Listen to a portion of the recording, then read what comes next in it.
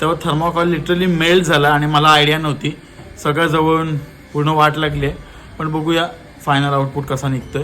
आपल्या साखर चौथ गणपतीच्या मखर सिरीज पार्ट 2 मध्ये आज आपण आपल्या थर्मोकॉल फ्रेमला पेंट करणार आहोत. स्प्रे पेंट मधल्या बेबी पिंक कलर साठी लिटरली मी अख्ख्या उरणची हार्डवेअर दुकानं शोधली, पण मला कुठेच काय भेटला नाही. कलर भेटतच नाही बेबी पिंक वाला. शेवटी मी हार मानली आणि स्प्रे पेंट मधला ऑफ व्हाईट कलर घेऊन आलो घरी. आपली फ्रेम आहे थर्मोकॉलची, तिला मी पेंट करायला सुरुवात केलं. मला काय माहिती मी कधी स्प्रे पेंट यूज केलाय. डायरेक्ट मी एकदम जवळून स्प्रे केला आणि झाला. मखर जळाला आपला. हा पेंट एकदम स्ट्रॉंग होता त्याच्यासाठी. नंतर मला आलं टेन्शन, पण एवढं काय झालं नव्हतं.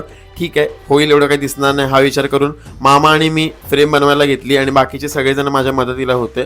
मग आम्ही एक फ्रेम बनवली, त्यावर आपला बॅनर स्टिक केला. त्यानंतर ग्लूगनच्या मदतीने आपली जी फ्रेम आहे ती आपल्या बॅनरला स्टिक केली. कसा वाटतोय लुक सांगा. भेटूया याच्या पार्ट 3 मध्ये.